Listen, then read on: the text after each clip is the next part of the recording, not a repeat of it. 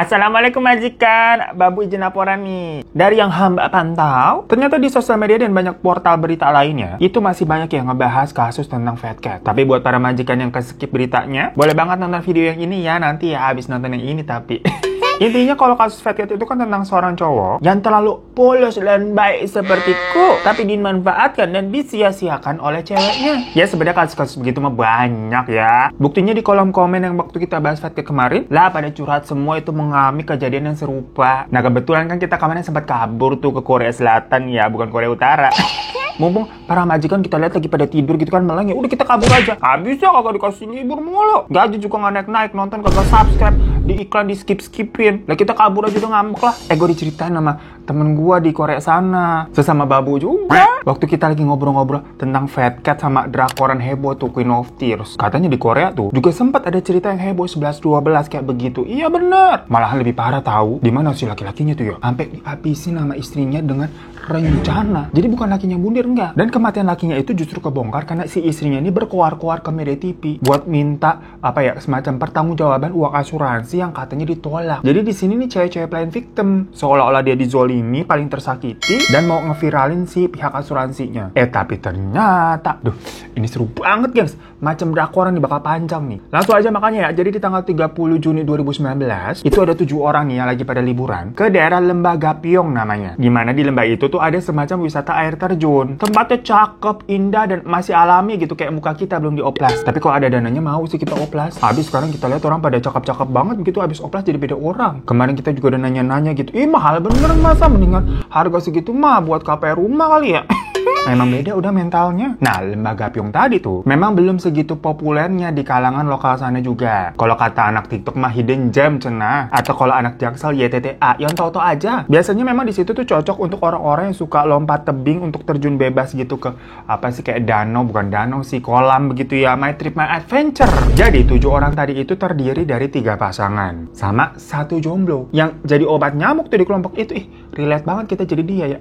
Tapi gue gak mau disama-samain, kalian denger ceritanya makanya. Pasangan pertama adalah sepasang suami istri bernama Yong Se-hyuk dan Lee Eun-hye. Tapi pasangan kedua dan ketiga ini namanya dirahasiakan. Namun kalau di berita-berita itu ya semacam pakai nama samaran. Dimana pasangan kedua itu ada Jongso dan Bumi yang statusnya masih pacaran. Sama ada Hyun dan Yuna yang juga masih pacaran. Berarti yang di sini tuh yang menikah cuma pasangan yang pertama tadi ya. Nah, sedangkan yang jomblo sendiri tadi tuh namanya Hirotada. Ya enggak dong, dibilang jangan sama-samain kita sama kasus serem begini. Namanya yang jomblo itu tuh Jo Hyun So. Ini nama asli tapi ya kalau dia ya bukan samaran nih, beneran namanya Jo Hyun So. Menariknya, ketujuh orang ini itu punya keterikatan yang rumit dan jelimet yang untuk mempermudah selain karena otak kita Pentium 2 ya jadul suka berasap. Kalian kan juga kalau dengerin yang susah-susah suka hahengo gitu ya. Jadi kita akan memfokuskan cerita dari si Lee Eun-hye aja yang udah nikah tadi tuh. Istrinya Sang-yeop. Nah, si Eun-hye ini ternyata diam-diam udah selingkuh sama si Jo yang jomblo tadi tuh sendirian. Jadi ternyata si Jo ini nggak bener-bener jomblo. Udah gitu ya, ternyata lagi si Jangso itu juga mantannya Eun-hye. Tapi di case ini pacarnya si Jangso, si Bomi, itu nggak tahu kalau dulunya itu Jangso sama Eun-hye punya histori pacaran. Padahal katanya waktu sampai kejadian itu si Jangso sama Eun-hye itu masih suka nostalgia jatah mantan. Bener-bener si Eun-hye ini cewek-cewek hyper kali ya, semuanya berubah. Ya pokoknya di trip tersebut si Eun-hye ini tetap ya menjaga image kalau dia adalah istri dari suaminya Sang-yeop. Walaupun di sana ada selingkuhannya tuh si Jo sama mantan pacarnya Jangso. Sementara pasangan satu lagi nih, Yuna sama Hyun, itu adalah temen SMP-nya Eun-hye yang sengaja diajak nih buat ramein aja liburan mereka supaya nggak awkward nih situasinya kan ada mantan-mantannya Eun-hye habisnya. Nah, belum masuk ke ceritanya udah ribet banget kan ya? Makanya dengerin baik-baik, jangan di-skip. Ini seru banget beneran. Singkat cerita, udah nih, setelah 2 jam berkendara, mereka tiba deh tuh di Lembah Gapyeong. Senang-senang mereka di sana. Berenang, seru-seruan, makan semakak bareng, foto-foto, sama bikin video juga, gengs. Ya macam kita kalau lagi ngumpul sama teman-teman lah buat kenang-kenangan. Yang nggak terasa nih hari semakin sore. Dari situ mereka nih berniat untuk beberes buat balik. Tapi si Jo ini tuh bilang kayak,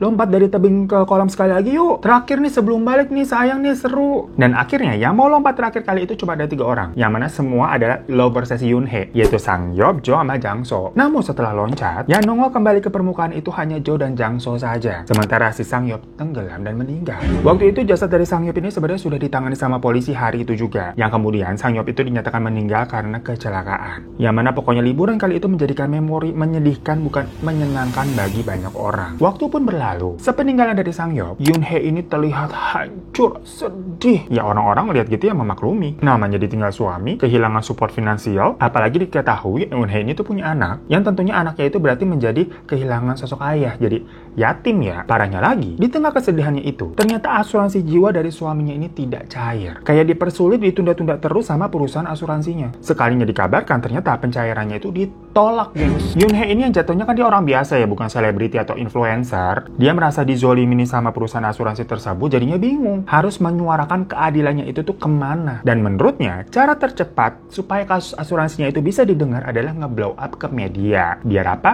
Ya biar viral. Makanya dipakailah prinsip no viral no justice, alias harus viral dulu baru ditanggepin. Jadi nggak cuma di Konoha, gengs, di sana juga begitu.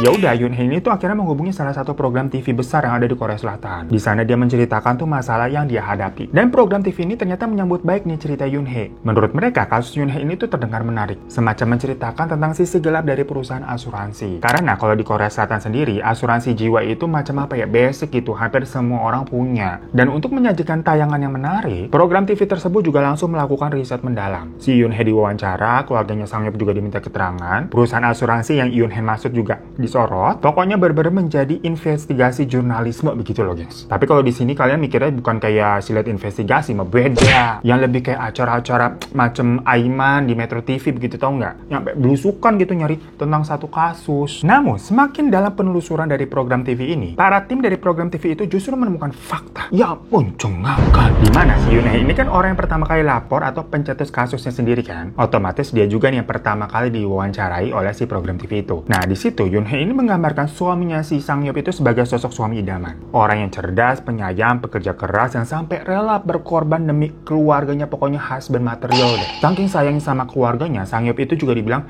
rela tuh lembur atau cari pekerjaan tambahan supaya bisa menghidupi keluarganya tersebut. Sangyup juga digambarkan sebagai sosok yang hormat kepada orang tuanya. Sampai gak jarang misalkan kalau lagi ada bonus, kelebihan rezeki, dia bakal transfer uang tuh ke orang tuanya tuh. Bahkan dari gajinya, Sangyup itu hampir gak pernah beli yang namanya sepatu baru atau kesenangan untuk dirinya sendiri. Dia selalu memakai sepatu kets yang itu-itu aja tuh sampai rusak. Pokoknya dia lebih mementingkan kebahagiaan istri, anak, sama orang tuanya. Yoonhee bilang kehidupan yang dia jalani itu sebenarnya berat. Tetapi setidaknya mereka ini punya satu sama lain buat saling support. Namun ketika satu udah nggak ada nih, suaminya meninggal, kepada siapa lagi si Yoonhee ini harus bersandar? Ya kan denger begitu mengharu biru ya. Yang padahal aslinya, lakinya si Yoonhee kan banyak backupannya tuh, ada si Jo sama Jangso. Bener-bener ular betina.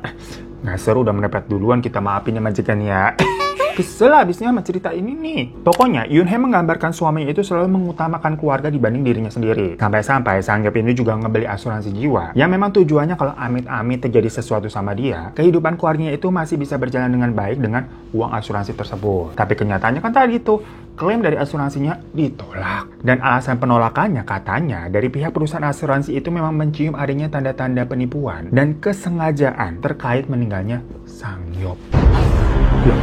Kesengajaan gimana? Jelas-jelas kan polisi juga mengatakan kalau tenggelamnya Sangyup itu murni kecelakaan. Apalagi ada tuh foto sama video yang ditekari itu yang memperlihatkan semuanya happy-happy, senang-senang. Dimana di sana mereka menggelar tuh alas warna pink di samping air terjun, main sweet gunting kertas batu. Dimana yang kalah katanya harus buka semangka pakai kepala gitu ya buat seru-seruan. Terlihat semuanya ketawa-ketawa ceria. Pokoknya video itu kan memang sudah dikantongi polisi sama pihak asuransi dan ditayangkan di program TV juga. Jadi banyak orang yang nonton. Terlihat di situ sebenarnya awalnya si Yoonhee tuh kalah sweet, tapi sebagai seorang laki-laki yang gentleman, jadilah si Sangyup nih yang berkorban gantiin buka semangka pakai kepalanya dia. Ada itu adegannya si Sangyup berusaha mukulin semangka ke kepalanya, dan setiap berhasil membuat sedikit retakan, dia kayak megangin kepalanya kayak mulai pusing ya. Ya semangka kan tebel ya, gengs, gimana pun juga diketok kepalanya mau puyeng. Tapi ya bukannya simpati atau berusaha menghentikan kegiatannya itu, kayak ya udah cukup lah ya buat lucu-lucuan. Udah pusing itu kegetok sekali, harusnya kan ya udah selesai. Namun Yoonhee ini malah ngasih semangat ke suaminya sampai bener-bener semangkanya bisa kebelah. Sementara yang lain malah ketawa-ketawa doang. Banyak tuh netizen yang nonton, karena kan tadi videonya ditampilkan di program TV-nya ya. Kalau seandainya mereka ada di posisi Sangyup pada saat itu, pastinya akan merasa memang tidak nyaman. Kenapa? Karena Sang-hyup ini tuh sekitar 10 tahun lebih tua dari keenam orang ini. Tapi perlakuan Yoonhye sama teman-temannya kayak ngegojok junior gitu, kayak kagak ada hormat-hormatnya sama senior lebih tua. Secara tahu sendiri di Korea sana, beda setahun aja nih lebih tua, cuma setahun ya. Cara bicara, terus cara manggil ke orangnya itu juga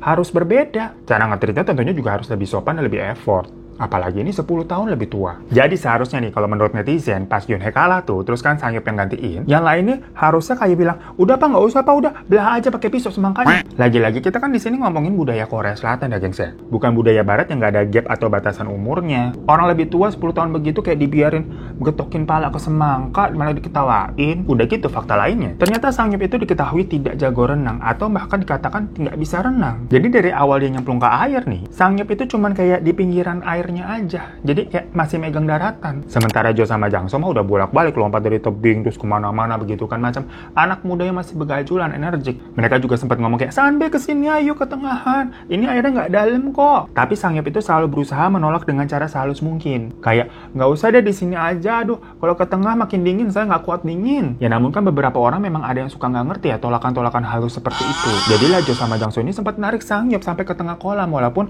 tetap dipegangin sih. Ya tapi kalau namanya orang kagak bisa berenang kan pasti panik ya. Sampai akhirnya si Sang-hyup ini bilang kayak, yang cukup ini udah nggak asik, udah gitu loh. Barulah abis itu si Sang-hyup dibawa lagi tuh ke pinggiran. Nah hari ini makin sore nih, udara juga tentunya makin tambah dingin karena matahari kan udah ketutup awan. Makanya mereka memutuskan untuk pulang. Tapi sebelum balik kan tadi kita udah ceritanya di awal, kalau si Jo ini tuh bilang kayak, yuk kita lompat lagi dari tebing sekali lagi nih buat yang terakhir. Namun pasangan Yuna sama Yoon yang tadi teman SMA-nya si Yoonhye ya buat ngeramein, mereka bilang kayak, enggak deh, kita nunggu di mobil aja, udah capek nih. Mau nyalain penghangat di mobil, kita kedinginan. Mereka bilang begitu. Emang itu pasangan yang paling bener dalam kasus ini soalnya, gengs. Jadi yang masih tersisa di sana ya pasangan si Yoonhye sama Sang-hyup, Bomi dan Jongso, sama si Jo. Nah, Jo sama Jangso akhirnya udah berdiri tuh di atas tebing, siap-siap mau loncat untuk yang terakhir kali. Sementara Sang-hyup masih di bawah nih ngeliatin aja. Sampai Yoonhye ini bilang, Opa nggak mau lompat sekali aja. Dari tadi Opa belum lompat sama sekali loh. Padahal anak-anak cowok yang lain udah pada lompat semua. Aku kan malu jadinya. Kita udah jauh-jauh kesini, sayang banget kalau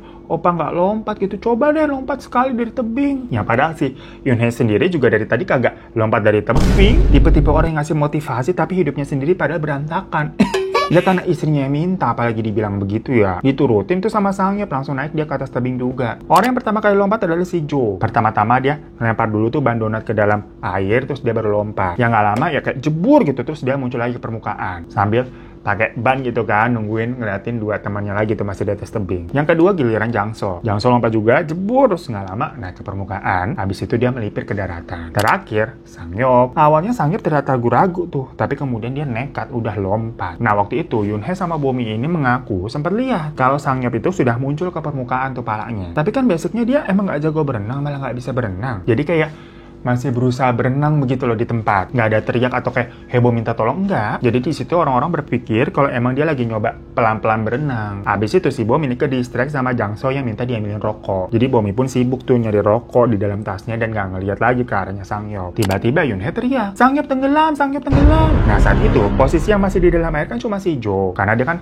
pakai ban donat kan, itu pun posisinya agak jauh dari si Sang-hyup. Namun Jo sih langsung berusaha menghampiri untuk nolongin Sang-hyup, dan si Jangso yang udah naik ke daratan, itu juga sampai langsung nyebur lagi. Tapi anehnya nih, butuh sekitar 30 detik untuk si Jo sampai ke tempatnya Sang-hyup. Perkara dia berenangnya pakai ban donat itu, gengs, ya jadinya lambat lah. Sampai-sampai si Bomi teriak kayak, itu bannya lepas dulu biar renang lo lebih cepat. Gemes mungkin yang lihatnya ya, karena kan orang-orang juga tahu sebenarnya Jo itu jago berenang. Lah kenapa di saat genting ini malah pakai ban gitu yang membuat dia jadi lelet berenangnya. Dan pas si Jo udah sampai ke dekat posisinya Sang-hyup itu udah nggak kelihatan alias tenggelam udah ke bawah. Jo akhirnya baru melepaskan bannya dan nyelam tuh sampai ke bawah. Ya bisa berenang kan dia tuh berarti. Dan Jangso juga bantuin nyelam ke bawah air. Tapi setelah itu mereka berdua balik ke permukaan terus bilang, kita nggak ngeliat Sang-hyup, kita nggak ngeliat senior. Nggak ketemu, nggak kelihatan, nggak tahu di mana. Karena pada saat itu memang langit sudah gelap. Jadi di dalam air pun pasti lebih gelap ya karena nggak ada penerangan. Namun saat itu yang paling panik justru bukan Yoonhye, melainkan si Bomi. Dia langsung gercep ngehubungin kayak pusat bantuan atau macam 911 gitu ya, minta pertolongan. Sampai akhirnya bantuan datang tuh dan Sang-hyup itu berhasil ditemukan lalu ditarik ke daratan. Petugas juga ada sempat melakukan CPR, namun Sang-hyup ya udah nggak ketolong. Udah lama juga kan berarti itu tenggelamnya dari sebelum petugas datang ya. Namun karena dilihat dari kondisinya, makanya petugas di sana tuh memberikan keterangan kalau Sang-hyup itu meninggal karena kecelakaan ya, karena tenggelam. Nah, untuk berita acara di kepolisian, tentunya 6 orang ini tuh dimintai keterangan ya satu-satu. Dan mereka semua menjelaskan kronologi menurut versi mereka masing-masing dan semuanya sebenarnya ceritanya sinkron ya alias sama. Karena memang kejadian begini begitu dan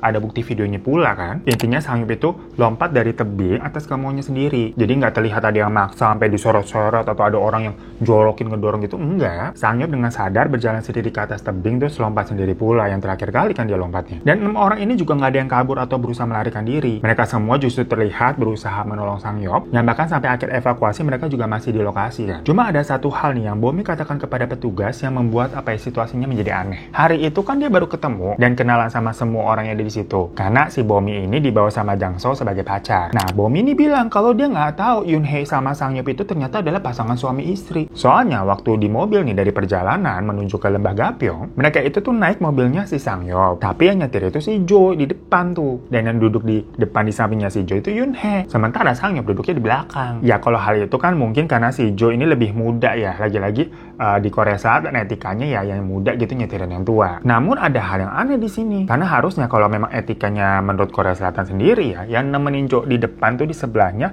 itu ya kalau nggak Jang So ya Sang-hyup lah, itu bisa juga kan, nggak harus di belakang duduknya. Sementara cewek-cewek lah baru, biarin aja duduk manis di belakang. Terutama si Yoon Hae yang harusnya sebelahan dong sama suaminya. Makanya karena itu awalnya si Bomi mengira Yoon Hae itu adalah pacarnya si Jo. Sementara si Sang-hyup ini adalah saudara atau kenalan dekatnya si Yoon Hae aja. Soalnya kan manggilnya opa-opa, bukan kayak Yobo begitu. Yang mana kalau Yobo itu memang panggilan yang digunakan sama orang pasangan udah nikah gitu biasa kalau di sana. Ya bisa kalau orang pertama kali ngeliat emang bakal ngiranya Yoon Hae ini mungkin adiknya si Sang-hyup. Karena selisih umur mereka kan 10 tahunan. Nah, setelah program TV tadi mewawancarai Yoon Hae, mereka juga ngedatengin nih keluarganya Sang-hyup. Dari sinilah ditemukan kejanggalan. Tadi kan kalau menurut versinya Yoon Hae, dibilang kalau suami itu sering ngirim uang ke keluarganya Sang-hyup. Tapi justru menurut keluarganya Sang-hyup hal itu kebalik. Dimana keluarganya Sang-hyup yang justru lebih sering minjemin uang karena si Sang-hyup ini sering ngutang ke mereka. Si Sang-hyup itu sering mohon-mohon katanya butuh duit buat bayar cicilan apartemennya. Tapi giliran keluarganya itu mau mampir ke apartemennya kayak ada aja alasannya. Yang rumahnya lagi direnovasi lah berdebu, yang rumahnya lagi berantakan lah. Pokoknya ada aja alasan untuk menolak supaya keluarganya itu tidak datang. Yang bahkan setelah Sang-hyup meninggal, keluarganya itu baru tahu ternyata si Sang-hyup tidak tinggal di apartemen itu. Gimana yang tinggal di apartemen itu hanya si Yoon Hae sama anaknya aja, gengs. Jadi sebelum menikah dengan Sang-hyup, Yoon Hae itu udah punya anak duluan, semacam janda cenah. Sementara kalau si Sang-hyup sehari-harinya malah tinggalnya di sebuah unit kecil yang ada di basement dekat kantornya. Gimana? Udah mirip sama kisahnya Fat Cat kan? Dan mungkin kau udah banyak yang tahu ya, kalau tinggal di unit basement di Korea sana itu terkenal murah karena sangat-sangat tidak layak untuk ditinggali sebetulnya. Soalnya ya nggak ada sirkulasi udara, cahaya juga nggak masuk, jadinya lembab, banyak jamur, nggak sehat. Jadinya keluarnya Sang-hyup itu tuh sama sekali nggak tahu kalau ternyata Sang-hyup hidupnya selama ini begitu. Padahal dia terus-terusan minyak uang, yang uangnya itu buat bayar apartemen yang ditinggalnya sama istrinya. Namun kalau teman-teman deket dan kayak orang-orang kantor Sang-hyup sih pada tahu. Mereka merasa memang Sang-hyup ini tuh ada di hubungan yang toksik. Ya gimana enggak. Sang-hyup itu kerjanya sebenarnya di perusahaan besar dan gajinya juga ya lumayan kalau untuk di Korea. Kisaran 5 juta Korea won. Atau kalau di rupiah ini 50 jutaan. Nah, dengan gaji segitu seharusnya si Sang-hyup ini bisa lah memenuhi kebutuhan hidupnya dengan layak. Bahkan harusnya masih ada sisa buat saving atau sekedar jalan-jalan self-reward. Tapi kenyataannya, udahlah sepatunya buluk itu aja kagak ganti-ganti sampai jebol. Kacamatanya juga bengkok sampai diselotip. Tempat tinggalnya nggak layak. Ditambah lagi juga si Sang-hyup itu suka ngutang ke teman-temannya dengan alasan buat makan sehari-hari. Jadi Sang-hyup selain sering ngutang ke keluarganya dengan alasan buat bayar cicilan apartemen, dia juga suka ngutang ke teman-temannya dengan alasannya buat makan. Lah gajinya kemana? Dikasih semuanya ke istrinya yang megang. Tapi ternyata gaji Sang-hyup itu dirasa kurang cukup untuk si Yoon Hae. Kadang-kadang Yoon Hae ini sampai berani tuh ngambil pinjaman ke bank, tapi pakai namanya si Sang-hyup buat jaminan. Dengan alasan katanya dia punya kebutuhan yang banyak buat menghidupi anaknya tuh. Terus orang tuanya dia memang kebetulan sakit-sakitan. Maksudnya orang tuanya Yoon Hae sendiri ya. Tapi padahal duitnya itu dia pakai buat seneng-seneng. Gak ada sepersen pun Yoon Hae itu ngasih ke orang tuanya duitnya. Pokoknya setelah menikah dengan Yoon Hae nih, si Sang-hyup itu jadi orang yang punya utang di mana-mana. Saking hancurnya finansial dari Sang-hyup, setahun belakangan tuh berat badannya dia tuh turun drastis. Karena dia sering kelaparan, bahkan nggak mampu beli sepotong roti atau makanan dingin di minimarket itu nggak bisa. Makanya sering utang ke teman-temannya. Sebukeh itu loh, gengs. Pernah Sang-hyup frustasinya, Sang-hyup itu sampai kepikiran mau jual ginjal coba. Karena hal itu tuh diketahui akhirnya sama pihak berwajib ketika melakukan penelusuran di handphonenya Sang-hyup abis meninggal ya. Yang isinya di sana ada percakapan transaksi jual beli organ. Jadi kayak dia nawarin jual organnya, kan gila banget. Teman-temannya Sang-hyup itu sempat pada nanya kayak, lu kenal janda modelan si Yoon Hae itu di mana sih? Lu tuh nyadar nggak sih kalau lu tuh sebenarnya dipelorotin deh kayaknya sama dia? Ya masa istri sama anak sambung lu tinggalnya di apartemen mewah, sedangkan lu ngegembel tuh di basement. Bahkan lu juga katanya nggak dikasih kunci akses buat langsung ke apartemennya kan, nggak dikasih masuk. Padahal cicilannya lu yang bayar. Emang gak curiga bisa aja istri lu selingkuh tuh di apartemen tuh. Ya kita denger begitu juga aneh banget ya, kayak cuplikan sinetron sering kita kasih nih. Mama tuh heran ya sama kamu. Kamu itu terpelajar, tapi sepertinya logika kamu gak jalan. Mama heran sama kamu ya. Kamu itu terpelajar, tapi logika kamu sepertinya tidak jalan. Ya cerita ini tuh seperti pepatah, cinta itu buta. Udah diingetin begitu sama orang-orang, tapi tetap aja si Sang Hyuk tuh denial. Dia akan selalu ngejawabin teman-temannya itu dengan kayak, enggak lah, gue yakin Yoonhye orangnya setia. Soalnya kan kita udah menikah nih atas dasar cinta. Dan kalau pertanyaan kenapa gue ngekos tuh di basement begini, ya karena emang ini lokasinya deket dari kantor. Dan Yoonhye itu kan punya anak perempuan, ya gue nggak mau mikir aja nih orang-orang kayak berprasangka gue punya kesempatan ngapa-ngapain anak perempuan sambung gue kalau tinggal serumah. Ya lagi-lagi orang-orang dengar begitu kan ya alasan doang, itu aneh banget begitu ya. Nah tapi sebenarnya gimana sih awalnya Yoonhye sama Sang Hyuk itu ketemu? Kalau menurut versinya Sang Hyuk sendiri yang cerita ke orang-orang, dia bilang katanya kalau dia kenal sama Yoonhye itu sejak tahun 2016 karena Yoonhye ini adalah rekan di kantor lamanya gitu. Nah padahal menurut orang-orang sekitar, Yoonhye ini tuh gak pernah bener-bener kerja kantoran dah. Jadi banyak yang menduga kalau mereka itu sebenarnya kenal di sebuah klub malam. Tapi untuk menjaga image biar kayak si Yoonhye ini cewek baik-baik, ya dibilangnya tuh kenal di kantor. Setelah beberapa bulan dekat, pada Maret 2017, Sang Hyuk sama Yoonhye itu memutuskan untuk mendaftarkan pernikahan mereka secara resmi di negara. Tapi ini cuma daftar doang ya, nggak bikin upacara atau resepsi pernikahan. Macam ya udah nikah di KUA selesai. Sang Hyuk beralasan ke keluarganya kalau dari pihak keluarga Yoonhye itu memang nggak mau apa sih resepsi yang gede-gedean, nggak penting lah, cuma buang-buang uang. Nah sekarang kita ngomongin si Yoonhye, sebenarnya ini cewek siapa sih? Gua akan jelasin secara singkat aja profilnya dari dia kecil sampai gede karena ya sampai sini aja udah kelamaan ya videonya, jarang-jarang kita bebusak ngomong apa begini ya. Jadi Yoonhye itu kelahiran 1991. Dia tuh lahir dari keluarga yang miskin, yang bisa dikatakan bener-bener miskin, gengs. Ayahnya itu punya cacat fisik, yang sampai setiap bulan keluarganya dia tuh dapat dana subsidi dari pemerintah. Dan rumah mereka juga pernah sampai masuk ke acara apa sih macam bedah rumah di Korea begitulah, karena memang dinilai rumahnya nggak layak memprihatinkan semiskin itu. Dan waktu zaman-zaman masih masuk ke acara bedah rumah itu tuh, Yoonhye tuh digambarkan terlihatnya masih menjadi anak yang baik. Dia hanya dipaksa menjadi dewasa karena keadaan. Tapi begitu masuk ke SMP, Yoonhye ini mulai badung. Dimana pada bulan Juli 2006, ketika umurnya masih 15 tahun, Yoonhye itu ditangkap polisi. Karena apa coba? Bukan karena nyolong atau bolos sekolah atau berantem gitu, enggak. Karena dia jual diri seharga 170.000 Korea won atau sekitar 1,7 juta rupiah. Jadi cewek open BO, gengs, dengan kemauan diri sendiri, kagak ada yang nyuruh. Nah, disitulah dia kenalan sama si Jo tuh dan punya hubungan. Dimana dari SMP aja tuh hubungannya udah complicated. Karena bukan hanya sekedar friends with benefit dengan si Jo ya, tapi si Jo ini juga jadi germonya si Yoonhye. Apa kabar dunia, ini masih SMP loh. Lanjut dari 2008 sampai 2009. Yoonhye ini kan masih open BO. Tapi di sela-sela itu, dia sembari nyopet uang dari dompet kliennya juga. Jadi misalkan abis main, terus lakinya lagi mandi gitu kan, diambil tuh duit dari dompetnya. Yang kalau ditotal-total, hasil curiannya itu mencapai 4 juta Korea won atau sekitar 40 juta rupiah. Nah, pencopetan itulah yang bikin dia dilaporkan dan masuk penjara remaja. Dan mengharuskan dia juga jadi putus sekolah. Setelah keluar dari penjara, hidupnya juga lontang-lantung dan sampai kabur ninggalin orang tuanya. Jadi kabur dari rumah, keluar nih. Dan di tahun 2010 dia tuh hamil, tapi nggak tahu bapaknya siapa, kan dia open BO. Sampai akhirnya dia brojol tuh anaknya pada 15 Januari 2011. Nah setelah itu dia balik lagi tuh ke rumah orang tuanya. Buat apa ya? Buat nitipin anaknya doang. Habis itu cabut lagi pergi. Setelah itu dia selalu mencari uang dengan cara-cara ilegal. Dan uang-uangnya itu dia gunakan untuk beberapa kali operasi plastik, geng, biar makin cantik untuk menggait pria-pria berduit. Masuk di 2014, Yoonhye akhirnya punya pacar nih, pemilik usaha bar minuman gitu. Karena memang si Yoonhye kebetulan sering ke bar itu dan mereka kenalan. Singkat cerita cocok, pacaran, tinggal bareng. Tapi kemudian gak lama setelah tinggal bareng, pacarnya ini ceritanya harus berangkat wamil, wajib militer. Ya di Korea kan soalnya masih ada wamil ya. Nah Yoonhye nih sebagai pacar tuh bilang, tenang sayang, aku bakal setia nunggu kamu. Tapi sebelum kita terpisah lama nih, gimana kalau kita liburan bareng dulu? Ke Thailand kayaknya seru deh yang. Soalnya kan wamil itu lama ya, hampir 2 tahun ya, 18 bulanan lama. Makanya pacarnya emang iya kan. Ya berangkat tuh liburan mereka ke Thailand, sawadikap. Singkat cerita udah jalan-jalan nih, happy-happy pertama ke Bangkok. Terus terbang lagi mereka ke Phuket. Di Phuket kan isinya pantai-pantai tuh. Nah snorkeling lah mereka di sana. Tahu-tahu ada adegan pacarnya itu tenggelam meninggal. Yang kemudian sama petugas Thailand kejadian tersebut dianggap kecelakaan. Waktu itu keluarga dari si pacar emang ikhlas dan percaya-percaya aja sama si Yoonhye. Ya mereka menganggapnya memang hal itu yang musibah. Gak lama setelah pacarnya itu meninggal, si Yoonhye yang tahu kalau pacarnya itu ternyata punya asuransi jiwa, langsung berusaha dicairin tuh uang asuransinya. Tapi ternyata pencairan uang itu tuh jatuh ke keluarga pacarnya. Karena kan Yoonhye di sini statusnya masih pacar ya, bukan istri secara hukum nggak bisa. Barulah pada tahun 2016, Yoon Hae kenalan sama si Sang Yeop dan menikah secara resmi di Maret 2017. Ya udah mulai kebaca kan polanya kemana nih. Namun sebenarnya setelah pacarnya tadi meninggal di Thailand, abis itu dia menikah dengan Sang Yeop, itu di jeda tersebut tuh Yoon Hae pernah beberapa kali pacaran secara serius juga sama beberapa orang. Dan diantaranya udah ada yang sampai tunangan loh gengs. Namun kemudian orang tua dari si tunangannya itu tuh curiga. Karena sempet nih ada kejadian nih, tamu undangannya si Yoon Hae nih gesturnya kayak aneh banget, kayak nggak kenal satu sama lain waktu acara tunangan. Ya karena orang tuanya curiga, dilakukanlah tuh penyelidikan. Ditemukan fakta kalau Yoon Hae ternyata nyewa tamu-tamu itu dengan dibayar. Jadi tamu-tamu bayaran. Aneh banget. Macam cerita Crazy Rich yang palsu yang pernah kita bawain juga nih yang ini nih. Ya karena kelakuannya mencurigakan gitu, ngapain apa nyewa tamu bayaran? Langsunglah si orang tua dari tunang itu nyuruh putus kalian ya. Makanya setelah itu si Yoon Hae selalu nyari orang-orang yang bisa dia nikahin secara resmi untuk tujuan tertentu. Yang setelah berkali-kali gagal akhirnya berhasil tuh ngejar si Sang Yeop. Ya sebenarnya kalau dengar cerita ini ada hal positifnya ya. Dimana semangat pantang menyerahnya Yoon Hae tuh bagus ya, kayak getol gitu. Cuma nggak gini juga kali.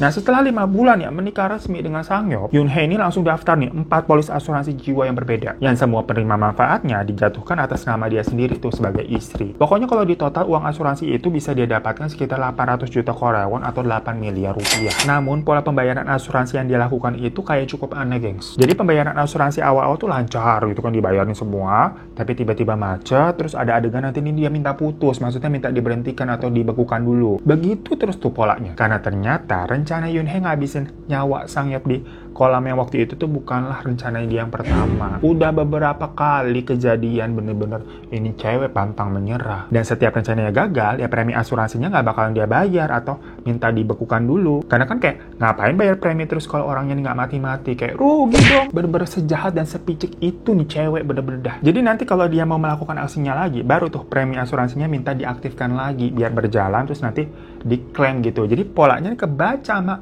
pihak asuransi ternyata. Percobaan pertama dilakukan tuh di bulan Juni 2018. Yoon Hae ini pernah sengaja ngempesin ban mobilnya Sang Yeop dengan harapan di jalan suaminya kecelakaan, tapi ternyata Sang Yeop selamat. Terus pernah juga di 25 Februari 2019, Yoon Hae ini sengaja ngasih si Sang Yeop itu makan ikan buntal. Yang kita tahu ikan buntal tuh ada racunnya, katanya lebih parah dari cyanida. Kita pernah bahas juga nih case yang di Indonesia tuh yang sekeluarga makan ikan buntal nggak selamat. Yang mana di Korea sana tuh memang lumrah gengs makan ikan buntal, karena ya mereka udah tahu lah cara menghilangkan racunnya. Tapi kalau sama si Yoon Hae sengaja nggak dihilangin dong biar bener-bener keracunan. Makanya awalnya abis makan si Sang Yeop ini sempat sakit perut, tapi entah kenapa abis itu dia baik-baik aja. Jadi selamat gengs, gagal maning song kalau kata si Yoon Hae. Si Yoon Hae ini sampai gemes ngechat ke Jo dengan bilang kayak, kok si Sang Yeop ini nggak bereaksi apa-apa ya? Apa aku kasih racunnya tuh kurang ya? Ternyata si Jo di sini masih ada andil dalam menjadi partner in crime-nya si Yoon Hae gengs. Yang mana dari SMP dia jadi gerbongnya, terus sekarang menjadi partner buat ngeruk uang asuransi. Makanya akhirnya Jo di sini juga menjadi tersangka. Ya pokoknya pihak asuransi akhirnya kan ngeh ya, dilihat dari trackingannya tuh awal 2018 Yoon Hae bikin polis atas nama si Sang Yeop. Tapi setelah kejadian ban bocor, si Sang Yeop masih selamat, preminya nggak dibayar lagi, minta dibekukan. Terus di awal Februari 2019, Yoon Hae ngaktifin polisnya lagi, yang ternyata dia nih mau melancarkan tadi tuh racun ikan buntal. Gagal. Habis itu preminya nggak dibayar lagi, dibekukan. Nah yang terakhir, polisnya diaktifin lagi tuh. Dan gak lama ada insiden tenggelamnya Sang Yeop terjadi. Ritmenya kebaca nih, makanya sama pihak asuransi itu kan sasnya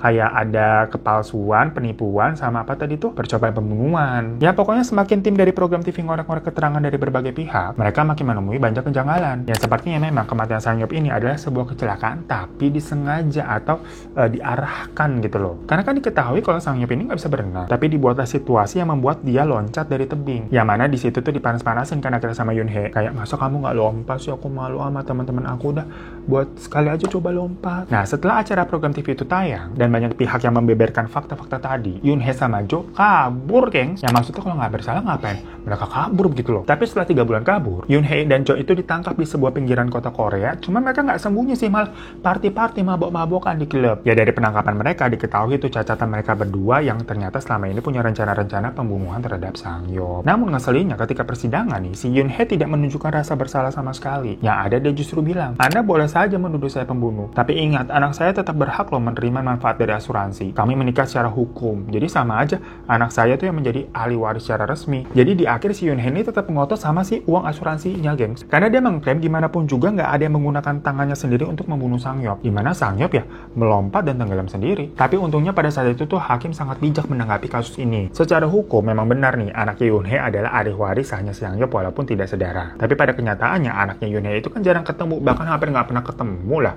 Hidupnya aja terpisah, jadi dia nggak peran ayah dan anak di sini tidak terjalin dengan baik. Ya akhirnya pihak asuransi sih tetap disuruh membayarkan uang, karena memang gimana pun juga omongan Yoon Hee itu benar, kalau Sang-hyup itu lompat dan tenggelam sendiri ya. Jadi harusnya valid itu bukan semacam bundir ataupun pembunuhan. Namun akhirnya klaim uang asuransinya itu dialirkan ke keluarganya Sang-hyup. Sementara Yoon-ha sama Jo itu dinyatakan bersalah karena adanya indikasi dan perencanaan pembunuhan. Ya kan terbukti udah ngempesin ban, terus ngasih racun ikan buntal, ada buktinya semua. Dari situlah makanya Yoon Hee ini dihukum seumur hidup, sementara Jo itu dihukum 30 tahun penjara. So itu kan cerita yang macam cerita drakor, panjang bener. Dan lebih gila dari kasusnya Fat Cat, seorang laki-laki yang polos dimanfaatkan sama seorang wanita nih. Macam Queen of Tears juga tuh, kalau kalian pernah nonton kakeknya Hong Hae In. Ya rooming kalian kalau kagak nonton drakor ya udah nggak usah deh. Nonton aja yang Fat Cat nih kalau belum pernah nih. Lagi-lagi pelajarannya ya, jangan buta-buta banget lalu perkara cinta. Ya kita jadi orang baik sih harus ya. Tapi kan ini sebenarnya udah di level aneh bin ajaib. Ya mana ada suami istri, istrinya tinggal di apartemen, suaminya bayarin cicilannya, tapi suaminya tinggalnya di kontrakan boblok, terus nggak boleh tinggal di apartemen itu juga, tapi harus tetap nyicilin apartemennya, ngakunya hubungannya baik-baik aja, mah itu namanya pisah ranjang. Ya udahlah, makasih ya majikan udah pada nonton ya, dan udah pada subscribe juga, terima kasih banyak. Buat yang nonton tapi belum subscribe ya berarti hatinya 11-12 lah sama Yoon Hee, mau enaknya doang, kalau mau subscribe gratis, jadi mohon gitu dibantu untuk diklik tombol subscribe-nya. Buat apa sih emang gitu? Ya biar girang aja kita, biar kayak YouTuber beneran gitu yang subscribe-nya banyak begitu. Ya udahlah, terima kasih. Assalamualaikum warahmatullahi wabarakatuh.